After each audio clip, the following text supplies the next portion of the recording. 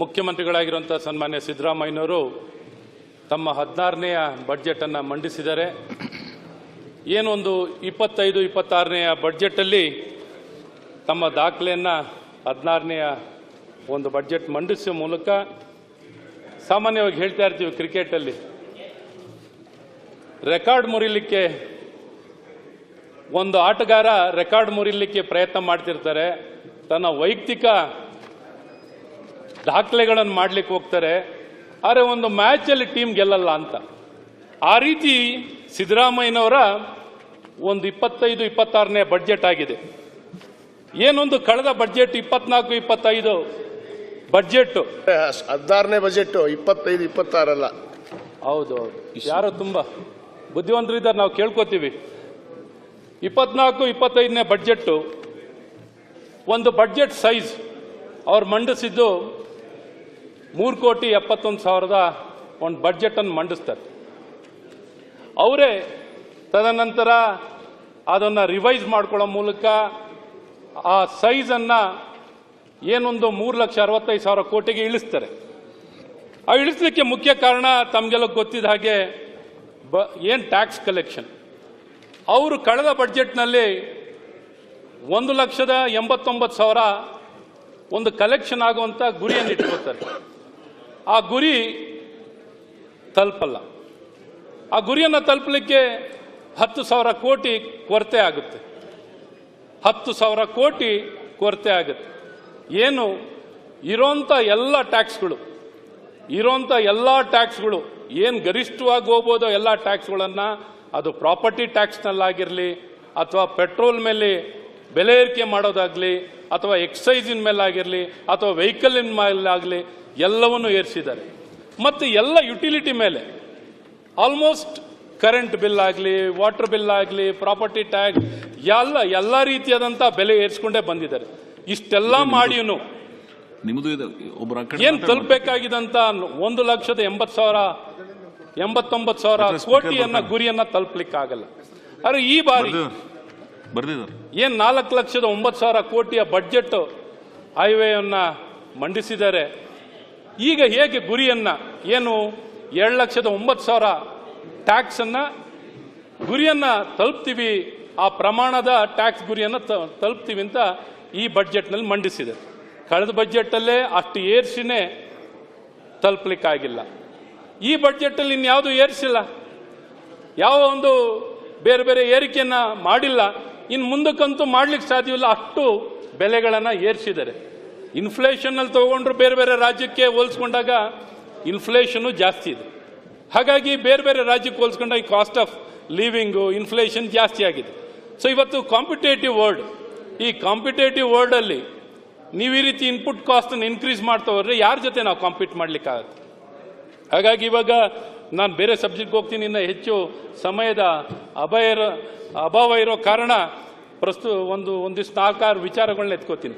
ಭಾಳ ಮುಖ್ಯವಾಗಿ, ಯಾಕೆಂದರೆ ಬಡ್ಜೆಟ್ ಬಗ್ಗೆ ವಿಚಾರಗಳನ್ನ ಹೇಳ್ತಾ ಹೋಗ್ತಾರೆ. ಪಾಪ ಭಾಳ ಒಳ್ಳೆ ಬಡ್ಜೆಟ್ಟು ಮಾಡ್ತಾ ಬಂದಿದ್ದಾರೆ, ಬರೀ ಅವ್ರ ದಾಖಲೆ ಮುರ್ಕೊಳ್ತಾ ಬರ್ತಿದ್ದಾರೆ ಹೊರತು ರಾಜ್ಯದ ಜನರಿಗೆ ಏನೂ ಆಗಲ್ಲ. ಮತ್ತು ಈ ಸೈಜಿನ ಬಡ್ಜೆಟನ್ನು ಖಂಡಿತ ತಲುಪಲಿಕ್ಕಾಗಲ್ಲ. ಇವ್ರು ಏನೇ ಜಾದೂನು ಮಾಡಲಿಕ್ಕಲ್ಲ, ಚುಮಂತ್ರನೂ ಮಾಡಲಿಕ್ಕಾಗಲ್ಲ. ಖಂಡಿತ ಈ ಬಡ್ಜೆಟನ್ನು ಕಳೆದ ಬಡ್ಜೆಟ್ ಥರನೇ ರಿವೈಸ್ ಆಗುವಂಥದ್ದು ಖಂಡಿತ ಖಚಿತ.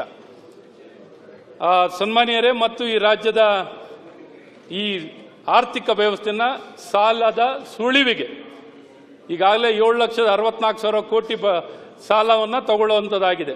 ಇನ್ನು ಮುಂದಿನ 3 ವರ್ಷದ ಕಾಲದಲ್ಲಿ ನನಗೆ ಸಂಪೂರ್ಣ ವಿಶ್ವಾಸ ಇದೆ, ಇದು 12 ಲಕ್ಷ ಕೋಟಿ ಖಂಡಿತ ಈ ಸರ್ಕಾರದ ಒಂದು ದೊಡ್ಡ ಸಾಧನೆ ಏನಾಗ್ಬೋದು ಅಂದರೆ 12 ಲಕ್ಷ ಕೋಟಿ ಸಾಲ ಖಂಡಿತ ತಲುಪ್ತಾರೆ. 12 ಲಕ್ಷ ಕೋಟಿ ಸಾಲವನ್ನು ಇವರು ಮುಂದಿನ 3 ವರ್ಷ ಕಾಲದಲ್ಲಿ ಮಾಡ್ತಾರೆ ಅನ್ನುವಂಥ ವಿಶ್ವಾಸ ಇದೆ.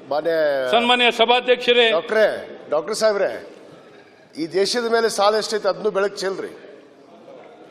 ಈ ದೇಶದಲ್ಲಿ ಎಷ್ಟು ಸಾಲ ಹೊತ್ಕೊಂಡು ಮಾತಾಡೋಣ ಅಲ್ಲಲ್ಲ, ಅದನ್ನು ಸ್ವಲ್ಪ ಬೆಳಕು ಚೆಲ್ರಿ. ಹಂಗೆ ನೀವು ಬಹಳಷ್ಟು ಚೆಲ್ಲಿದ್ದೀರಾ ಎಲ್ಲರಿಗೂ. ಇನ್ನೇನು ಬೇರೆ ಸಿದ್ದರಾಮಯ್ಯನವ್ರ ಬಡ್ಜೆಟ್ ಬಗ್ಗೆ ಮಾತಾಡೋ ಧೈರ್ಯ ದೇಶದ ಮೇಲೆ ಎಷ್ಟು ಸಾಲ ಐತೆ ಒಗಳು ಭಟ್ರಾಗಿ ಮಾತಾಡಿದ್ದೀರಾ ಬಿಡಿ.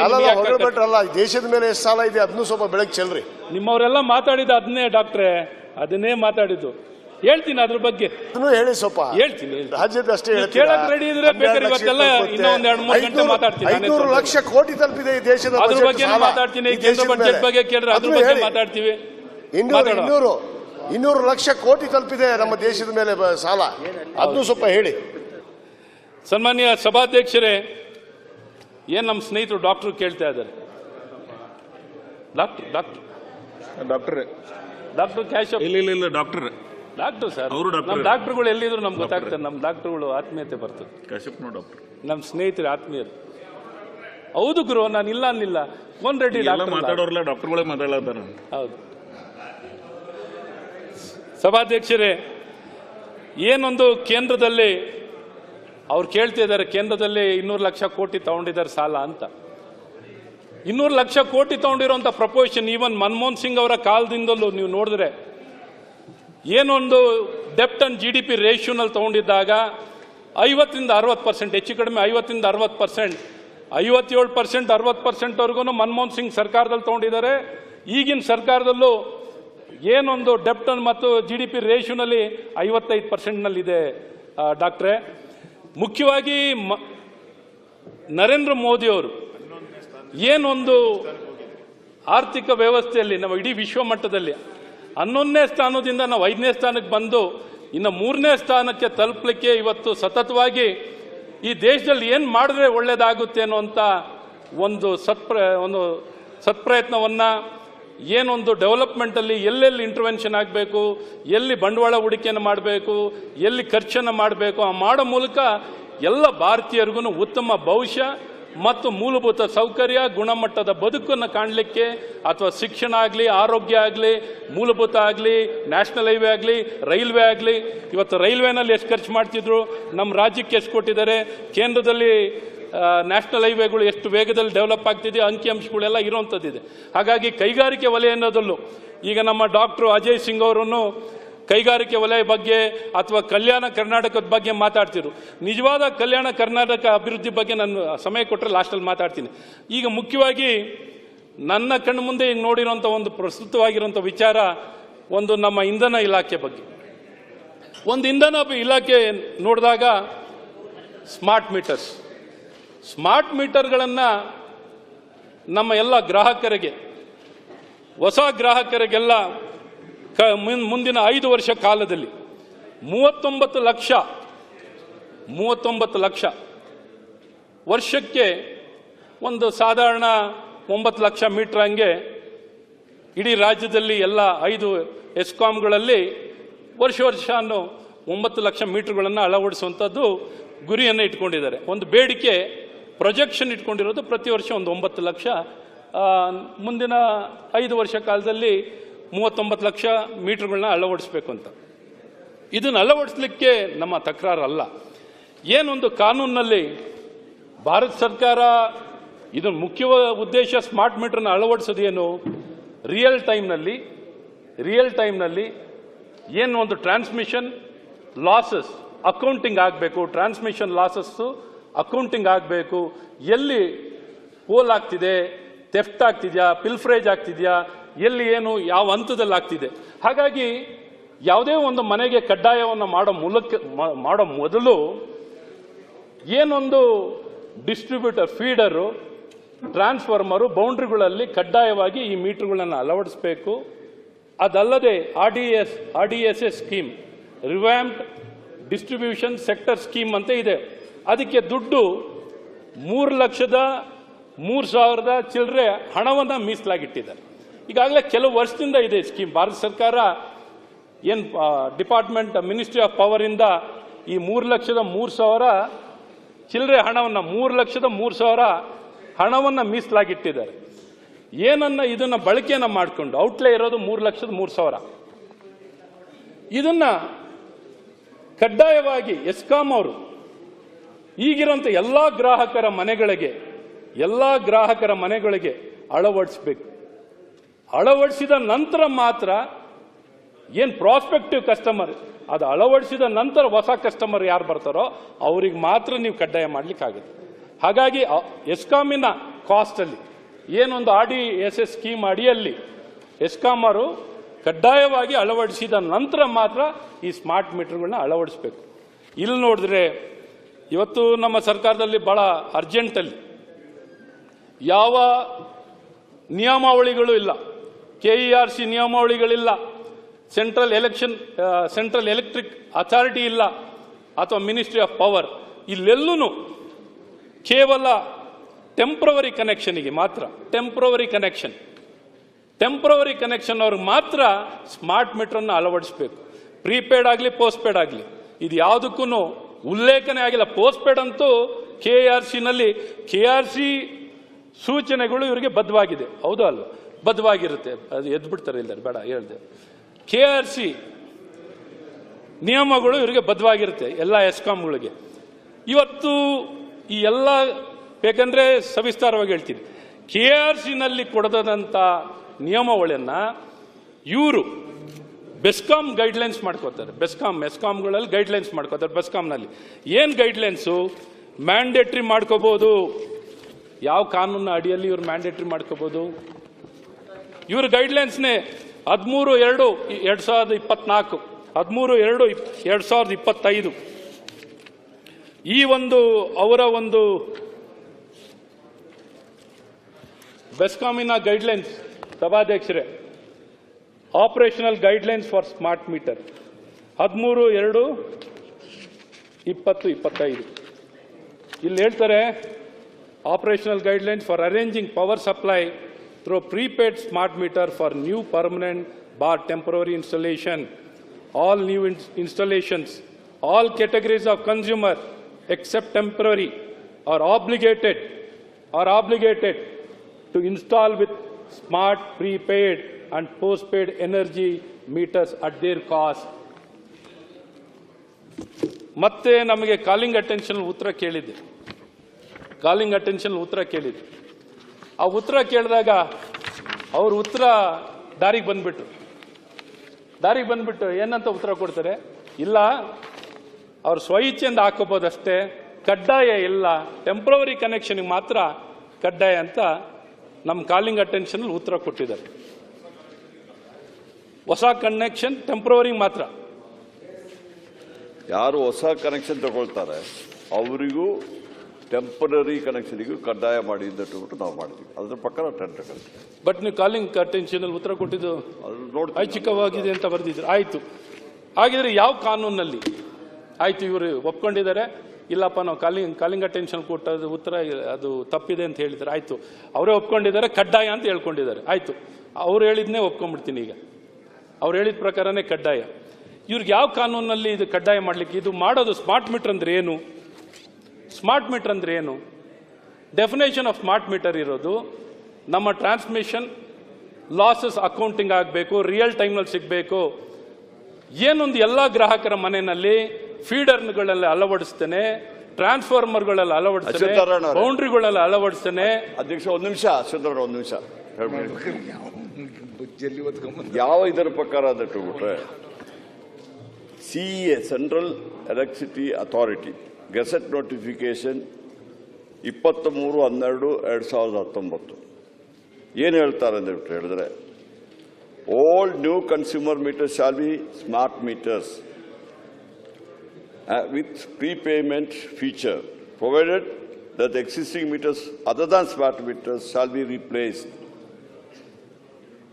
Electricity MOP, government of Ministry of Power, central government.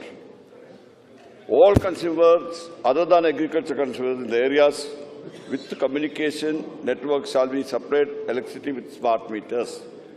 KERC, Karnataka Electricity Regulation, dated 6/2/24.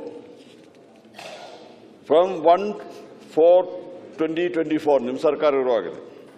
The distribution license shall be provided smart meters to all new installations with swappable modules with an option of swapping GPRS RF communication.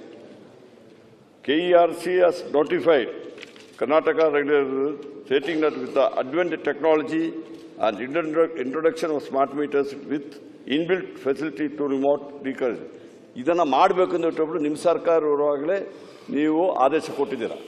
ನಮಗೆ ಏನಾಗಿದೆ ಅಂತ ಹೇಳ್ಬಿಟ್ಟು ನೀವು ಹೇಳಿದ್ರಲ್ಲ RDS ಸಿಸ್ಟಮಲ್ಲಿ ಇದು RDS ಸಿಸ್ಟಮಲ್ಲಿ ನಾವ್ಯಾಕೆ ಹೋಗಲಿಲ್ಲ, ನೀವು ಇರುವಾಗಲೂ ಹೋಗಲಿಲ್ಲ.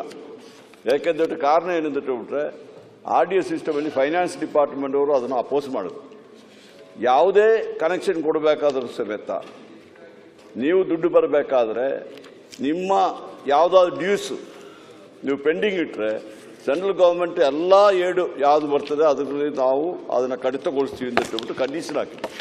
ನಾವು ಒಪ್ಪಲಿಲ್ಲ. ನಮ್ಮ ಸರ್ಕಾರ ಬಂದ ಮೇಲೆ ಈ RDS ಸ್ಕೀಮ್ ಇನ್ನೊಂದು 5-6 ತಿಂಗಳು ಮಾತ್ರ ಇರ್ತದೆ. ಅದಕ್ಕೋಸ್ಕರವಾಗಿ ನಾವು ಒಪ್ಪಲಿಲ್ಲ.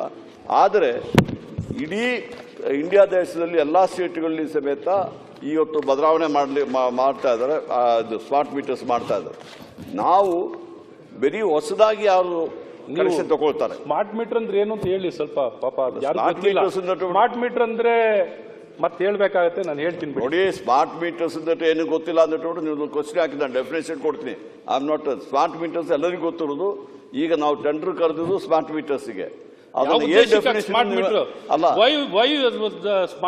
Smart meters concept was brought in. ಅದರಲ್ಲಿ ಏನಾಗ್ತದೆ ಅಂತ ಹೇಳ್ಬಿಟ್ರೆ ನೀವು ಅದಕ್ಕೆ ನಮ್ಮ ಟೆಕ್ನಾಲಜಿ ಅಳವಡಿಸ್ತೀವಿ. ನಾವು ಅದನ್ನ ಎಲ್ಲಿದ್ದರೂ ಸಮೇತ ಐಸೋಲೇಷನ್ ಮಾಡ್ಲಿಕ್ಕೆ ಐಸೋಲೇಷನ್ ಇದೆಯಲ್ಲ. ಈಗ ಎಷ್ಟು ಲಕ್ಷ ಕೋಟಿ ಗ್ರಾಹಕರಿದ್ದಾರೆ. ಈಗ ನಮಗೆ ಕೂತ್ಕೊಳ್ಳಿ ಸರ್, ನೋಡಿ. ಅಲ್ಲ, ನೀವು ಹೇಳೋದಕ್ಕೆ ಆನ್ಸರ್ ಮಾಡ್ಬಿಡ್ತೀನಿ. ಹೀಗೆ ಕೇಳ್ತಾ ಇದ್ರೆ ಮಾತಾಡ್ತಿದ್ದೀನಿ. ಅಶ್ವಥ್ ನಾರಾಯಣ ಅವರೇ, ನೀವು ಕೇಳಿ ನೀವು ಇದಕ್ಕೆ ಒಂದು ಪ್ರಶ್ನೆ ಕೇಳಿದರೆ ನಾನು ನೀವು ಹೇಳೋದಕ್ಕೆಲ್ಲ ಇಲ್ಲಿ ಕೂತ್ಬಿಟ್ಟು ನಿಂತುಬಿಟ್ಟು ಆನ್ಸರ್ ಮಾಡ್ಲಿಕ್ಕೆ ನಾನು ನೀವು ಪ್ರಶ್ನೆ ಕೇಳಿದ್ರೆ ಪ್ರತಿಯೊಂದು ಪ್ರಶ್ನೆಗೂ ನಾನು ಉತ್ತರ ಕೊಡ್ತಿದ್ದೆ. ಇದಕ್ಕೆ ಪ್ರಶ್ನೆ ಉತ್ತರ ಇರುವುದು. ಕಾಲಿಂಗ್ ಪ್ರಶ್ನೆ ಉತ್ತರ ಕೇಳಿದ್ರೆ ಕರೆಕ್ಟ್ ಆಗಿ ನಾನೆಲ್ಲ ಡೀಟೇಲ್ಸ್ ನಮ್ಮ ಅಧಿಕಾರಿಗಳಿಂದ ತರಿಸ್ಬಿಟ್ಟು ಕೊಡ್ಬೋದಾಗಿದೆ. ನೀವು ಬಜೆಟ್ ಅಲ್ಲಿ ಮಾತಾಡುವಾಗ ಒಂದೊಂದು ಲೈನ್ ಅಲ್ಲಿ ಈ ಪ್ರಶ್ನೆ ಆನ್ಸರ್ ಮಾಡಿದ್ರೆ ನೀವು ಮಂತ್ರಿ ಆಗಿದ್ದವರು ಕೊಡ್ತಾ ಇದ್ದಾರ ನಮಗೆ. ಸರ್, ಈಗ ನಾನೇನಾರು ಇಲ್ಲಿ ಮಾತಾಡಬೇಕಾದ್ರೆ ಇವತ್ತು ಇಲ್ಲಿ ನಾನು ಬಹಳ ಸ್ಪಷ್ಟವಾಗಿ ಹೇಳಕ್ ಹೋಗ್ಬೇಕಾದ್ರೆ ನಾನು ದಾಖಲೆ ಇಟ್ಕೊಳ್ದೆ ಏನೂ ಮಾತಾಡ್ತಿಲ್ಲ. ಇವನು ಇನ್ನ ಇಷ್ಟಕ್ಕಿದು ಜಸ್ಟ್ ವಾರ್ಮ್ ಅಪ್ ಹೇಳ್ತಾ ಇದ್ದೀನಿ ಅಷ್ಟೇ. ನಿಜವಾದ ಬಂಡವಾಳ ಬಿಚ್ಚುತ್ತೀನಿ. ಈಗ ನಾನೇನಾರು ದಾಖಲೆ ಇಲ್ಲಿ ಹೇಳಬೇಕಾದ್ರೆ ಬಹಳ ಸ್ಪಷ್ಟವಾಗಿ ಹೇಳಬೇಕಾಗತ್ತೆ. ಸ್ಪಷ್ಟವಾಗಿ ಹೇಳಕ್ಕೆ ನಿಂತಿದ್ದೀನಿ. ಸೊ ಹಾಗಾಗಿ ಸನ್ಮಾನ್ಯ ಸಭಾಧ್ಯಕ್ಷರೇ, ಇವರು ನಾನು ನಿಮ್ಮ ಮೂಲಕ ಕೇಳಕ್ಕೆ ಇಷ್ಟಪಡ್ತೀನಿ ಸರ್ಕಾರನ, ಇವರಿಗೆ KRC ರೆಗ್ಯುಲೇಷನ್ ಅಳವಡಿಸ್ತಾರೋ ಇವ್ರಿಗೆ ಅನ್ವಯ ಆಗುತ್ತೋ, KERC ನಿಯಮ ಅನ್ವಯ ಆಗುತ್ತೋ, CA ನಿಯಮ ಅನ್ವಯ ಆಗುತ್ತೋ, ಅಥವಾ ಮಿನಿಸ್ಟ್ರಿ ಆಫ್ ಪವರ್ ನಿಯಮಗಳು ಅನ್ವಯ ಆಗುತ್ತೋ ಅನ್ನೋಂಥದ್ದು ಅವರು ತಿಳಿಸ್ಲಿ ಮತ್ತೆ ಬೇಕಾದ್ರೆ. ಅಲ್ಲ, ನಿಮ್ಗೆ ಯಾವ ನಿಯಮ ಅನ್ವಯ ಆಗುತ್ತೆ ಹೇಳಿ ಫಸ್ಟ್. ನಿಮ್ಗೆ KERC ಅನ್ವಯ ಆಗುತ್ತಾ, ನಿಯಮ ಅನ್ವಯ ಆಗುತ್ತಾ? KRC ನಿಯಮದ ಪ್ರಕಾರನೇ ಅವರ ಅನುಮತಿ ಕೊಟ್ಟುಬಿಟ್ಟೆ ನಾವು ಅದನ್ನ ಆಯ್ತು. KRC ನಿಮ್ಗೆ ಅನ್ವಯ ಆಗುತ್ತೆ ತಾನೆ? ಹೌದು, ಆಯ್ತು. ಅವ್ರು ಪರ್ಮಿಷನ್ ಕೊಟ್ಟಿದ್ದಾರೆ, ಅದನ್ನ ಕೇಳಿ ನಾನು ಪರ್ಮಿಷನ್ ಕೊಡ್ತೀನಿ ನಿಮಗೆ. ಆಯ್ತು, ಅದಕ್ಕೆ ಕೂತ್ಕೊಡಿ. ನಾನು KRC ಹೇಳ್ತೀನಿ ಇವರಿಗೆ. KRC ಇದು ನಿಯಮಗಳು ಅದ್ರದ್ದೇ ಹೇಳ್ತೀನಿ. ಭಾಳ ಸ್ಪಷ್ಟವಾಗಿ ಇದಕ್ಕೇನೆ ನೋಟಿಫಿಕೇಶನ್ ಮಾಡಿದ್ದಾರೆ. KRC ಈ ನೋಟಿಫಿಕೇಶನ್ ನಿಮ್ಮದೇ ಅಂತ ಒಪ್ಕೋಬೋದು ಅನ್ಸುತ್ತೆ. ಏನು ನೋಟಿಫಿಕೇಶನ್ ಡೇಟ್ 6/3/2024 ಹೌದು 6/3/2024 ನಮ್ಮ ಸರ್ಕಾರ. ನನ್ನ ಸರ್ಕಾರ ಆಗಿರೋ ಖುಷಿ ಇರೋದು. ನಾನೇ ಇಂಧನ ಮಂತ್ರಿ ಆಗಿದ್ದೀನಿ. ಈ ಸೆಕ್ಷನ್ 3 ಏನೊಂದು KRC ಪಾಪ ಅವ್ರಿಗೆ ಏನು ನೋಡ್ಕೊಳ್ತಾ ಇದ್ದಾರೆ ಹಿರಿಯರು, ಪಾಪ ಏನೋ ಸಮಸ್ಯೆ ಇದೆ, ಅಧಿಕಾರಿಗಳು ಮಿಸ್ಗೈಡ್ ಮಾಡಿಬಿಟ್ಟಿದ್ದಾರೆ. So applicability and procedure for availing the facility under prepaid meters. This regulation shall be applicable to all categories of consumer, new and all existing consumer, new and all existing consumer, provided that availing power supply through a smart prepaid meter shall be at the option of the consumer, except temporary installation for which it is mandatory. Temporary connection ಮಾತ್ರ KRC ನಿಯಮಾವಳಿ ಪ್ರಕಾರ temporary connection ಮಾತ್ರ mandatory. ಇನ್ನು ಉಳಿದವರಿಗೆ ಇವರು centre electric electricity authority ಬಗ್ಗೆ ಹೇಳಿದ್ರು, ಅವ್ರದ್ದು ಹೇಳ್ಬಿಡ್ತೀನಿ, ಅವ್ರ ನಿಯಮವನ್ನು ಕೊಟ್ಬಿಡ್ತೀನಿ ನಿಮಗೆ. ಪಾಪ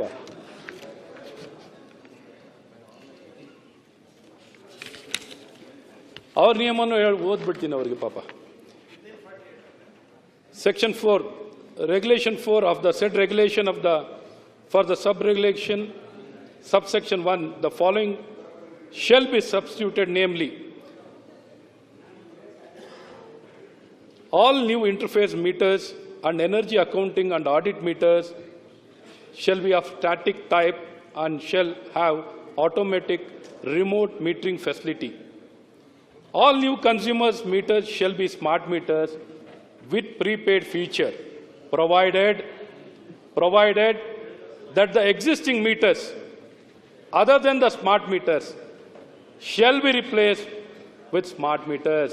ಈಗಿರುವಂಥ ಕೋಟ್ಯಾಂತರ ಮೀಟರ್ಸ್ ಇದೆಯಲ್ಲ ಸಭಾಧ್ಯಕ್ಷರೇ, ಅವನ್ನೆಲ್ಲ ಸ್ಮಾರ್ಟ್ ಮೀಟರ್ಸ್ ಆಗಿ ರಿಪ್ಲೇಸ್ ಮಾಡಿದ ನಂತರ ಮಾತ್ರ ಹೊಸ ಗ್ರಾಹಕರಿಗೆ, ಕೊನೆಯದಾಗಿ ಹೊಸ ಗ್ರಾಹಕರಿಗೆ ಕಡ್ಡಾಯವನ್ನು ಮಾಡಲಿಕ್ಕಾಗುತ್ತೆ. ನನ್ಗೆ ಗೊತ್ತಾಗ್ತಾ ಇಲ್ಲ. ಈಗ ನೋಡಿ, ನೀವೇ ಕೇಳಿ ನೀವೇ ಓದಿದ್ರು, ನಾನು ಹೇಳ್ತೀನಿ. ಅಲ್ಲ, ನೀವು ಹೇಳಿದ್ರೆ ಎಲ್ಲ ಈಗ ಏನ್ ಹೇಳಿದ್ರ, ಈ ನೋಟಿಫಿಕೇಶನ್ ಎಲ್ಲ central electricity authority notification, new Delhi 23 December 2019. Okay, ಇಲ್ಲಿ ಕೇಳಿ, ಟೆಂಪರರಿ ಎಲ್ಲಿದೆ ಕೇಳಿ. ಓಕೆ ಸಭಾಧ್ಯಕ್ಷರೇ, ಯಾವ್ದೆಲ್ಲ ಓದ್ತಿರಲ್ಲ, ಆಯ್ತು. ಅವರು ಎಲ್ಲಿ ಹೇಳಿದ್ದಾರೆ ಎಲ್ಲ ಅವ್ರ ಉದ್ದೇಶ ಏನಿದೆ, ಸ್ಮಾರ್ಟ್ ಮೀಟರ್ಸ್ ಇಲ್ಲದಿದ್ರೆ ಅದನ್ನ ಬಿಟ್ಟು ಬಾಕಿ ಎಲ್ಲ ಸ್ಮಾರ್ಟ್ ಮೀಟರ್. ಈಗ ಸರ್ಕಾರ ಎಸ್ಕಾಂಗಳ ಉದ್ಧಾರಕ್ಕಾಗಿ ಎಂದು ಪರಿಚಯಿಸಲು ಮುಂದಾಗಿರುವ ಸದರಿ ಸ್ಮಾರ್ಟ್ ಮೀಟರ್ ಅಳವಡಿಕೆ ಯೋಜನೆ ರೂಪಿಸುವಾಗ ಮಾತ್ರ ಸಿಇಎ ಮತ್ತು ಕೆಇಆರ್ಸಿ ಮಾರ್ಗಸೂಚಿಗಳನ್ನು ಸ್ಪಷ್ಟವಾಗಿ ಗಾಳಿಗೆ ತೂರಿದೆ. ಸರ್ಕಾರ ಈ ಅವಸರದ ಹಿಂದಿರುವ ಮಾತ್ರ ಗ್ರಾಹಕರ ಜೇಬಿಗೆ. ನಾನು ಹೇಳ್ತಾ ಇದ್ದೀನಿ, ಈಗ ನೀವು ಹೇಳ್ತಾ ಇದ್ದೀರಾ, ಮತ್ತೆ ಕೆಇಆರ್ಸಿ ಹೇಳ್ಬಿಟ್ಟು ಎಲ್ಲ ಉಲ್ಲೇಖ ಮಾಡಿದ್ದೀನಿ. ಹೇಳ್ಬೋದು, ನೀವು ಟೀಕೆ ಮಾಡ್ಲಿಕ್ಕೆ ಏನ್ ಬೇಕಾದ್ರೆ ಹೇಳ್ಬೋದು. ನಾನು ಇಲ್ಲಿ ಹೇಳಿದ್ದೀನಿ, ಮಿನಿಸ್ಟ್ರಿ ಆಫ್ ಪವರ್ ಏನ್ ಹೇಳಿದ್ದಾರೆ, ಸೆಂಟ್ರಲ್ ಗವರ್ಮೆಂಟ್ ಎಲೆಕ್ಟ್ರಿಸಿಟಿ ಅಥಾರಿಟಿ ಏನ್ ಹೇಳಿದ್ದಾರೆ, ಕೆಇಆರ್ಸಿ ಏನ್ ಹೇಳಿದ್ದಾರೆ ಅಂತ ಹೇಳಿದ್ರೆ, ಟೆಂಪರರಿ ಮತ್ತೆ ಹೊಸ ಇದಕ್ಕೆ ಸ್ಪಷ್ಟವಾಗಿ ಅವ್ರು ಹೇಳಿದ್ದಾರೆ, ಅದನ್ನ ಸ್ಮಾರ್ಟ್ ಮೀಟರ್ ಮಾಡಿ ಅಂತ ಹೇಳಿದ್ದಾರೆ. ನೀವು ಏನ್ ಹೇಳ್ತಾ ಇದ್ದೀರಾ, ಅವ್ರು ಹೇಳಿದ್ರು ಸ್ಮಾರ್ಟ್ ಮೀಟರ್ ಇದ್ದಲ್ಲಿ ಬದಲಾವಣೆ ಮಾಡಬೇಡಿ ಅಂತ ಹೇಳಿದ್ದಾರೆ. ಈ ಸ್ಮಾರ್ಟ್ ಮೀಟರ್ ಈಗ ಇದ್ದಲ್ಲಿ ನಾವು ಬದಲಾವಣೆ ಹೋಗುದಿಲ್ಲ. ಸಭಾಧ್ಯಕ್ಷರೇ, ಕಾಲಿಂಗ್ ಅಟೆನ್ಷನ್ ನಂಗೆ ಕೊಟ್ಟಿರೋ ಉತ್ತರ ಇವ್ರದೇ ಇದೆ. ಎಷ್ಟನೇ ತಾರೀಕು ಅದು ಕೊಡಿ, ಕಾಲಿಂಗ್ ಅಟೆನ್ಷನ್ ಕಾಪಿ ಕೊಡಿ. ನೀವೇ ಸೈನ್ ಮಾಡಿದಿರಲ್ಲ. ಅಲ್ಲ, ಕೊಡಿ, ನನಗೆ ಸ್ವಲ್ಪ ಕೊಡಿ, ನೋಡ್ತೀನಿ. ಪಾಪ ಅಲ್ಲ, ನಾನು ತರಿಸ್ಕೊಳ್ತೀನಿ, ನನ್ನ ಹತ್ರ ಇದೆ, ನೋಡ್ತೀನಿ.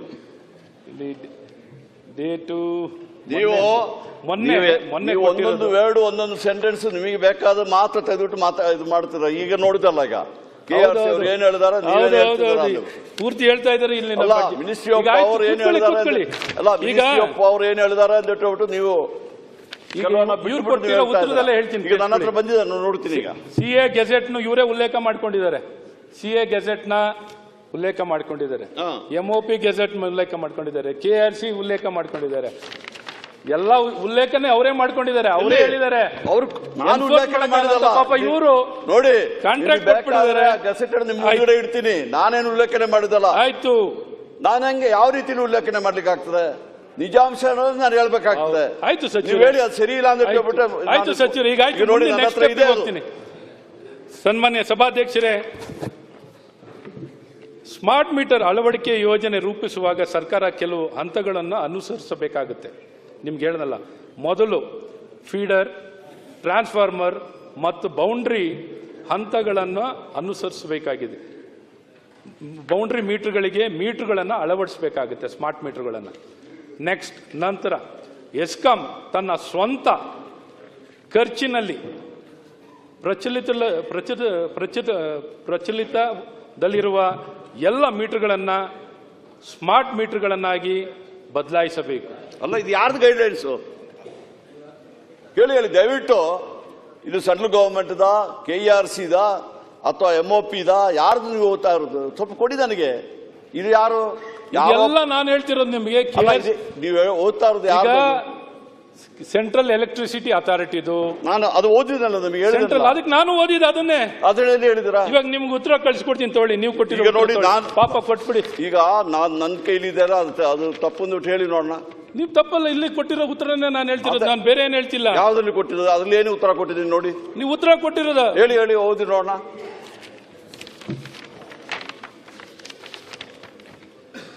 ಬೆಂಗಳೂರು ವಿದ್ಯುತ್ ಸರಬರಾಜು ಕಂಪನಿ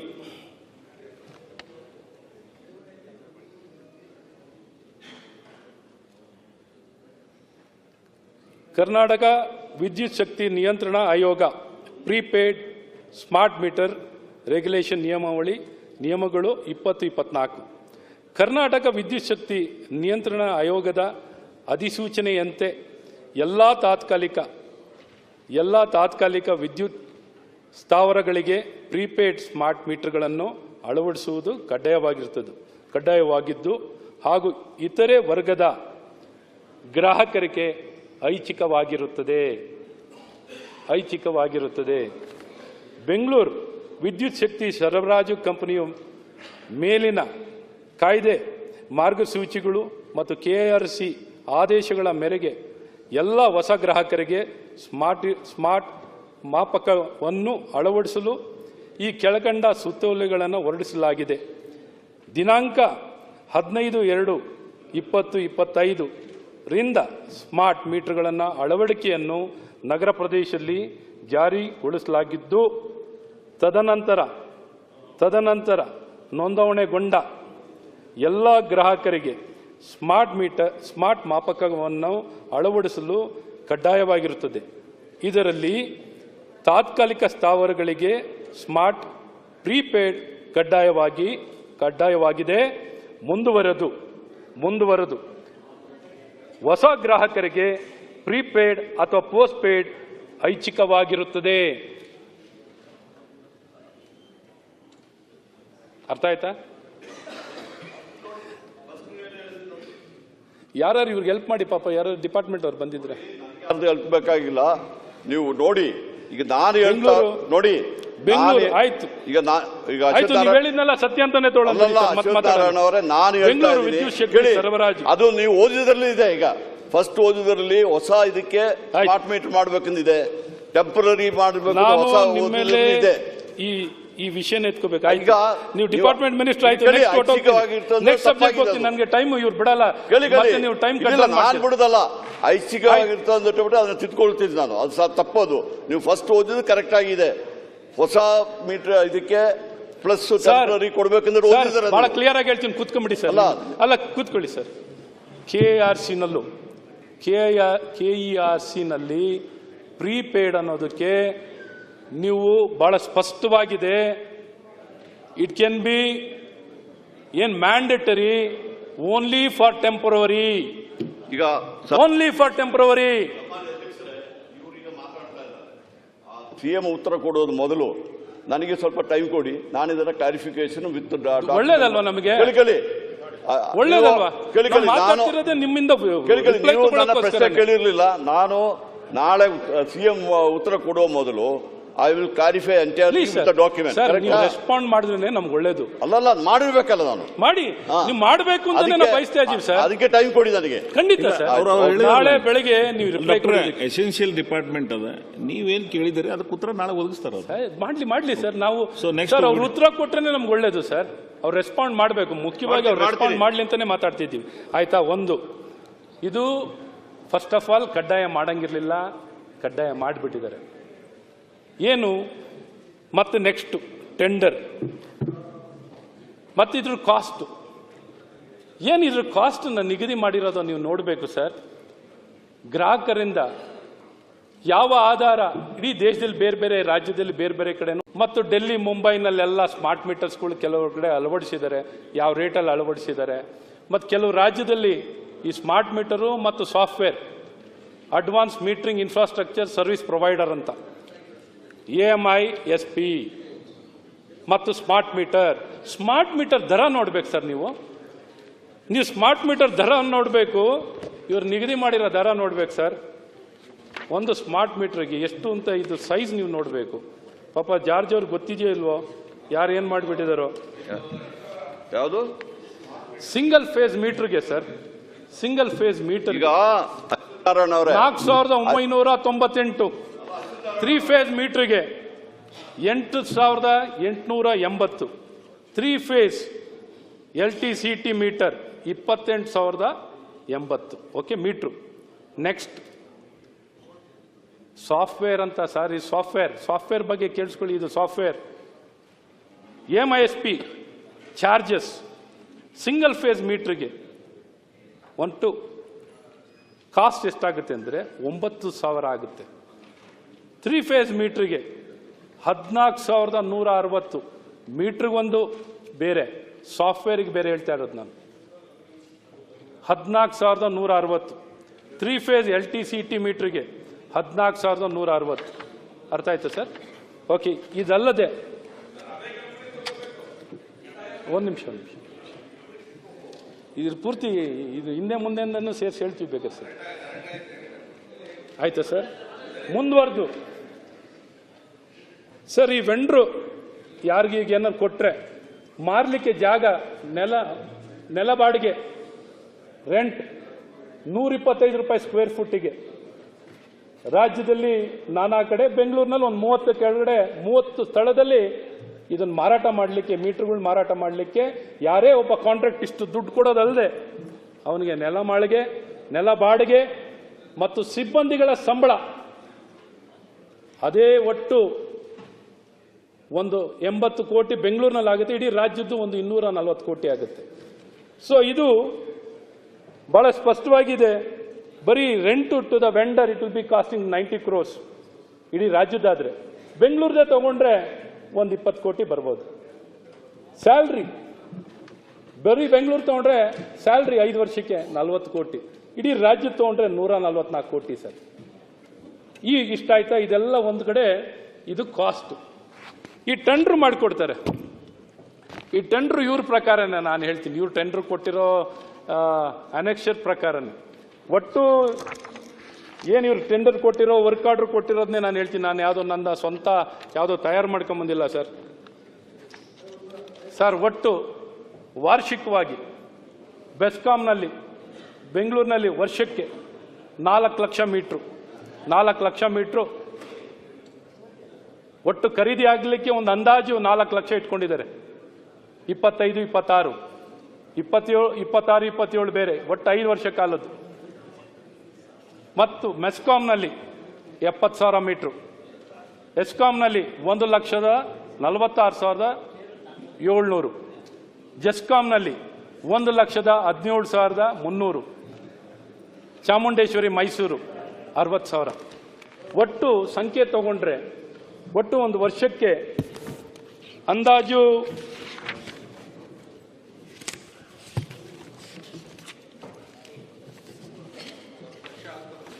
ಅಲ್ಲ 10 ಲಕ್ಷ ಒಂದು ಸ್ಪಷ್ಟವಾಗಿ ಕೊಟ್ಬಿಡೋಣ. ಯಾಕೆ ಸರ್?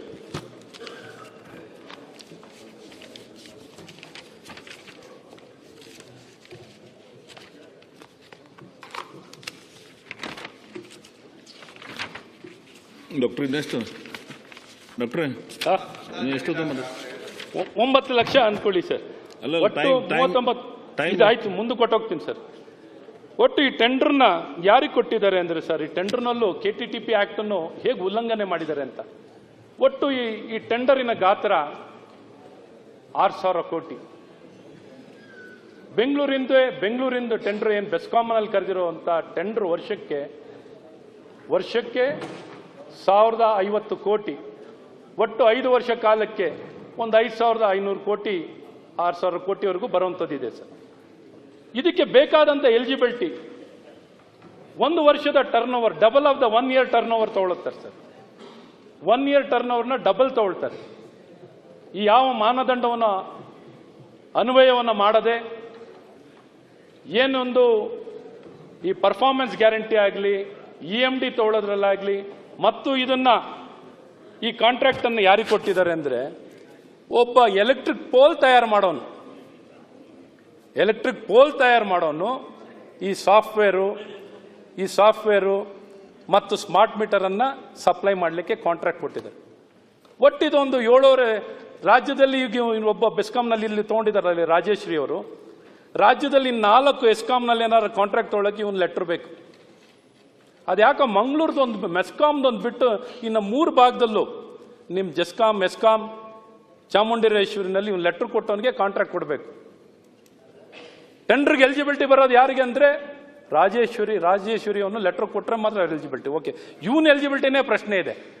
ಮುಖ್ಯವಾಗಿ ಇವ್ರು ಯಾರ ಹತ್ರ ಅಲ್ಲ, ಈ smart meter manufacturer main authorised forms ಅಂತ ಏನಿದಾವೋ 3 ಜನ ಮ್ಯಾನುಫ್ಯಾಕ್ಚರ್ ಮಾಡ್ತಾರೆ ಸರ್. 3 ಜನ, ಇನ್ನು ತುಂಬ ಜನ ಇದ್ದಾರೆ. ಇವರೇನು ಅಗ್ರಿಮೆಂಟ್ ಮಾಡ್ಕೊಂಡಿರೋದು 3 ಜನ, ಸ್ನೈಡರು ಇನ್ನೊಂದು 1-2 ಜನ ಇದ್ದಾರೆ. ಇವರಿಂದ ನಾನು ಕೇಳ್ತೀನಿ, ಯಾಕೆ ನೇರವಾಗಿ ಮ್ಯಾನುಫ್ಯಾಕ್ಚರರಿಂದಾನೆ ಟೆಂಡರ್ ಮಾಡಿ ಆ ಮ್ಯಾನುಫ್ಯಾಕ್ಚರರಿಂದ ಯಾಕೆ ತಗೊಳ್ಳಲ್ಲ?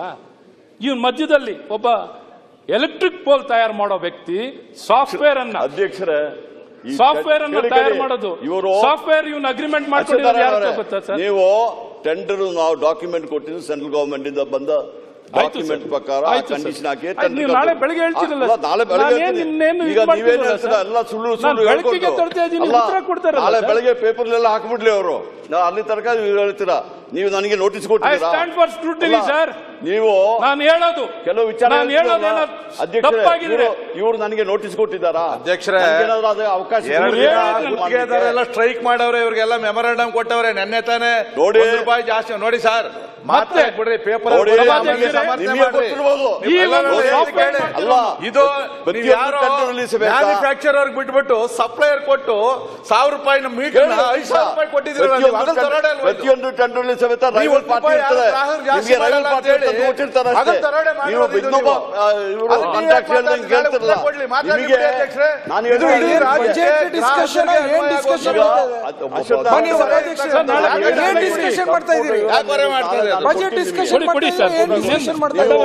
ಅದನ್ನ ತಗೊಳ್ಳಿ, ನಾನು ಉತ್ತರ ಕೊಡ್ತೀನಲ್ಲ. ಕನ್ಫ್ಯೂಷನ್ ಯಾಕೆ ಮಾಡ್ತಾ ಇದ್ದೀರಾ? ಅಲ್ಲ, ಅವ್ರು ಮಾತಾಡ್ಬಿಟ್ಟಿದ್ರೆ ಆಗ್ತದೆ. ಬಹಳಷ್ಟು ಜನ ಮಾತಾಡ್ಬೇಕು, ಮಠಕ್ಕೆ ಇಲ್ಲಿಲ್ಲ, ಅದೇನು ನೀವು ಬೇಕಂದ್ರೆ ಇಲ್ಲಿಲ್ಲ, ನೀವು ಬರೀರಿ.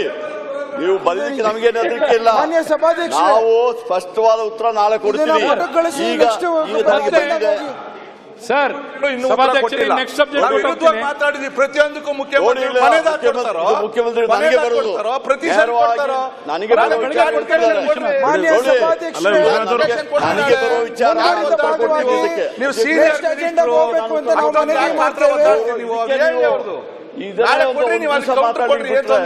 ಏನಾಗ್ತದೆ ಅವ್ರಿಗೆ ಏನಿದೆ ಅಂದ್ರೆ ಸ್ಪಷ್ಟವಾಗಿ ಹೇಳಿ ನಾನು ಉತ್ತರ ಕೊಡ್ತೀನಿ. ಆಯ್ತು ಸರ್. ಓಕೆ ಸರ್, ಮತ್ತೆ ಈ ಸಾಫ್ಟ್ವೇರ್ಸ್ ಏನು AMISP-ನ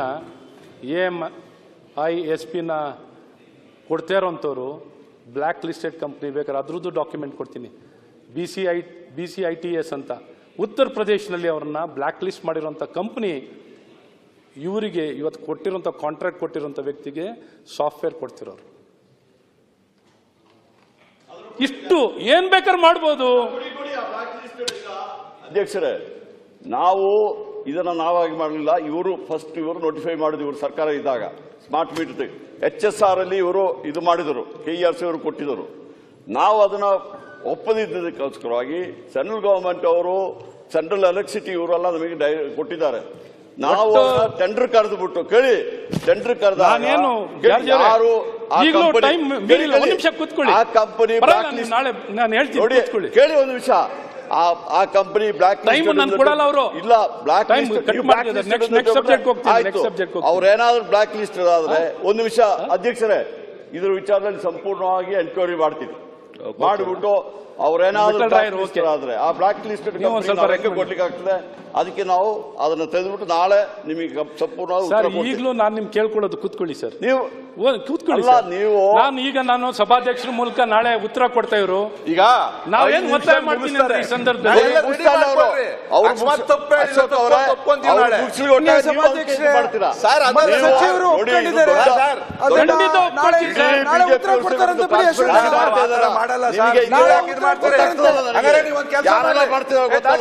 ನೀವು ಸ್ಮಾರ್ಟ್ ಮೀಟರ್ನ 1,500 ಕೊಡ್ತೀವಿ ನಾವು.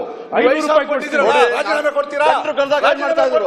ಅಲ್ಲ, ಟೆಂಡರ್ ಕರೆದಾಗ ಏನ್ ಮಾಡ್ತಾ ಮಾನ್ಯ ಇದ್ರು? ಸಭಾಧ್ಯಕ್ಷರೇ, ಉತ್ತರ ಕೊಡ್ತಾರೆ. ಅಂಗಡಿ ಮಡಕಲ ಸೇರಿದ್ರು ನಾವು. ಟೆಂಡರ್ ಕರೆದಾಗ ಏನ್ ಮಾಡ್ತಾ ಇದ್ರು? ಸೆಂಟ್ರಲ್ ಗವರ್ನಮೆಂಟ್ ಸ್ಮಾರ್ಟ್ ಮೀಟರ್ ಹಾಕು ಅಂತ ಯಾರು ಯಾರಂದ್ರೆ ಅವ್ರು ಟೆಂಡರ್ ಟೆಂಡರ್ ಕೊಡು ಅಂತ ಹೇಳಿಲ್ಲ. ನೀವು ನೀವ್ ಏನ್ ಮಾತಾಡ್ತಾ ನೋಡಿ, ಟೆಂಡರ್ ಕರೆದಾಗ ಅಲ್ಲ, ಏನ್ ಬಿಡಿ, ಮಾಡ್ತಾ ಬಿಡಿ. ಇದ್ರು? ನೀವು ಪ್ರತಿ ಬೇರೆ ಸಬ್ಜೆಕ್ಟಿಗೆ ಹೋಗ್ಬೇಡಿ. ಮಾನ್ಯ ಸಭಾಧ್ಯಕ್ಷರೇ, ಈ ಒಂದು ಚರ್ಚೆನ ಮೊಟಕುಗೊಳಿಸಿ ಅವ್ರು 1,500 ರೂಪಾಯಿ ಹಾಕಿದ್ದಾರೆ. ಇನ್ನು ಬಜೆಟ್ ಅವ್ರೇನಾದ್ರು ಹಾಕಿದ್ದಾರೆ? ನಾವು ಕೊಡದೇ ಅವರು ಸಬ್ಜೆಕ್ಟ್ ಮುಂದಕ್ಕೆ ನೀವು 10 ನಿಮಿಷ ಕೇಳಿಸ್ಕೊಳ್ಳಿ, ಆಮೇಲೆ ಬೇಕಾದ್ರೆ ಬೇರೆ ಬೇರೆ ರಾಜ್ಯ ಈಗ ನೋಡಿ, ನಿಮ್ಮ ಬಿಜೆಪಿ ರಾಜ್ಯಗಳಿಗೆ ಮಾನ್ಯ ಕೊಟ್ಟಿದ್ದಾರೆ. ಸಭಾಧ್ಯಕ್ಷರೇ, ಈ ಒಂದು ವ್ಯವಸ್ಥೆನ ಮೊಟಕುಗೊಳಿಸಿ ಅಲ್ಲ, ಅವರು ಬಹಳ ಸ್ಪೆಸಿಫಿಕ್ ಆಗಿ ಹೇಳಿದಾರಲ್ಲ.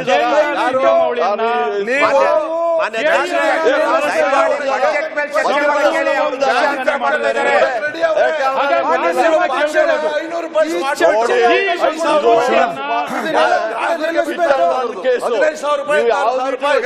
ಸ್ಮಾರ್ಟ್ ಮೀಟರ್ ಸಿಂಗಲ್ ಫೇಸ್ ಹೆಂಗ್ ಕೊಡ್ತೀರಿ? ನೋಡಿ, ವಿಶ್ವನಾಥ್ ಅವ್ರು ಮಾತಾಡಿ, ಡಾಕ್ಟರ್ ಮಾತಾಡ್ಲಿ. ವಿಶ್ವನಾಥ್ ನೀವು ಕೂಡ್ರಿ, ಅವ್ರು ಮಾತಾಡ್ಲಿ. ಮಾನ್ಯ ಸಭಾಧ್ಯಕ್ಷರೇ, ಆಯ್ತು. ಎಷ್ಟು ಪಂಚಾಯತ್ ಚರ್ಚೆ ಹೋಗಿ ವಿಷಯ ಹತ್ರ ಆಗ್ತಾ ಇದೆ. ದಯಮಾಡಿ ಬಜೆಟ್ ಮೇಲೆ ಚರ್ಚೆ ಮಾಡಿಸಿ. ಅವರು ಬೇರೆ ಸಬ್ಜೆಕ್ಟ್ ಹೋಗ್ತಾರೆ. ಮುಂದೆ ಹೋಗ್ಲಿ. ಬಜೆಟ್ ಮೇಲೆ ಎಲ್ಲಿ ಕರ್ಕೊಂಡಿದ್ದೀರಾ ನಮ್ಮನ್ನ? ಐಟಿಡಿ ಇರ್ತದೆ.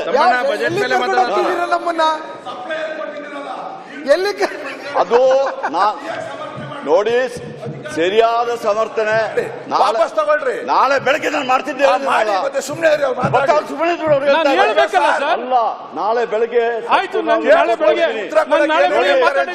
ಮತ್ತೆ ಉತ್ತರ ಕೊಡಿ. ಅದಲ್ಲ, ನೀವೆಲ್ಲ ಹೇಳು. ಇಲ್ಲ, ಮಂತ್ರಿಗಳ ಮುಂದೆ ಸಭಾಧ್ಯಕ್ಷರೇ, ನಾಳೆ ಬೆಳಗ್ಗೆ ನನಗೆ ಮಾತಾಡ್ಲಿಕ್ಕೆ ಕೊಡಿ, ಅವ್ರು ಉತ್ತರ ಕೊಡಿ. ಇಲ್ಲ, ನಾಳೆ ನಾನು ಉತ್ತರ ಕೊಟ್ಟ ಮೇಲೆ ಅದ್ರ ಮೇಲೆ ಮಾತಾಡ್ತೀನಿ. ಹೆಂಗೆ? ಅಯ್ಯೋ, ಮತ್ತೆ ಇವ್ರು ಏನ್ ಸುಳ್ಳು ಹೇಳ್ಬಿಡುದು? ಇವ್ರು ನಾನು ಇದೊಂಥರ ಹೊಸ ನಾನು ಅಧ್ಯಾಯ ನಾಳೆ ನೋಡ್ತಾ ಇದ್ದೀನಿ. ನೋಡಿ, ಅಶ್ವತ್ಥನಾರಾಯಣ ಅವರೇ, ನಾಳೆ ನಮ್ಗೇನಿಲ್ಲಿ ಜಗಳಕ್ಕೆ ಅವ್ರ ಆತಂಕ ಏನಂದ್ರೆ ಸ್ಮಾರ್ಟ್ ಮೀಟರ್ ವಿಚಾರದಲ್ಲಿ ನಾನು ನಾಳೆ ಸ್ಟೇಟ್ಮೆಂಟ್ ಮಾಡ್ತೀನಿ. ಕೂತ್ಕೊಳ್ಳಿ, ಮಾಡಿ. ಅದಾದ್ಮೇಲೆ ಏನಾದ್ರು ನೀವು ಕೇಳಿ. ಆಯ್ತು. ಮಾನ್ಯ ಅಧ್ಯಕ್ಷರೇ, ಆಯ್ತು. ಮಾನ್ಯ ಅಧ್ಯಕ್ಷರೇ, ದಯಮಾಡಿ ನಾನು ಸಬ್ಜೆಕ್ಟ್ ಈಗಲೂ ಮುಂದಕ್ಕೆ ಹೋಗಲಿ. ಕೇಳ್ತಾ ಗಮನ ಸೆಳೆಯ ಪ್ರಶ್ನೆ ಇದೆ. ಹೆಂಗಿದ್ರು ಮಂತ್ರಿಗಳು ನಾಳೆ ಬೆಳಿಗ್ಗೆ ಉತ್ತರ ಕೊಡ್ತೀವಿ ಅಂತ ಹೇಳಿದ್ದಾರೆ. ಅಶ್ವತ್ಥಣ್ಣವರು ದಯಮಾಡಿ ಮುಂದಕ್ಕೆ ಹೋಗಲಿ ಸಬ್ಜೆಕ್ಟ್. ಆಯ್ತು. ಸಭಾಧ್ಯಕ್ಷರೇ, ನೀ ಯಾವಾಗ ಸ್ಪೀಕರ್ ಅದಿ? ನಾನು ಈಗಲೂ ಅಲ್ಲ ಡಾಕ್ಟರ್, ಅವರು ಸ್ಪೆಸಿಫಿಕ್ ಆಗಿ ಹೇಳಿದ್ದಾರೆ. ನಾವು ಅಂತದ್ ಏನಾರ ಅಚಾತುರ್ಗಳನ್ನ ನಡೆದಿದ್ರೆ ಆವಿಷ್ಕಾರ ಮಾಡುವಾಗ ನಾ ಎನ್ಕ್ವೈರಿ ಮಾಡ್ತೀನಿ ಅಂತ ಹೇಳಿದ್ದಾರೆ. ಅವರು ಓಪನ್ ಹಾರ್ಟ್ ಆಗಿ ಹೇಳಿದ್ದಾರೆ. ಜಸ್ಟ್ ಮುಂದ್ಗಡೆ ನಾವೇನು ಹೇಳ್ರಿ, ಅಪಾದನೆ ಅಂತ ಹೇಳ್ತಾವ. ನೋಟಿಸ್ ಕೊಡ್ತೇನೆ ಅಪಾದನೆ ಅಂತ ಎಲ್ಲರಿಗೆ ಕೊಟ್ಟರೆ ಆಪಾದನೆ ಮಾಡಬೇಕು. ನೋಟಿಸ್ ಕೊಟ್ಟರೆ ನಾನು ರೆಡಿಯಾಗಿ ಬರ್ತೀನಿ. ಸುಮ್ಮನೆ ನೀವು ವಿಶ್ವನಾಥ್ ಮೇಲೆ ಆರೋಪ ಮಾಡಬೇಕಾದ್ರೆ ನೋಟಿಸ್ ಕೊಡಿ.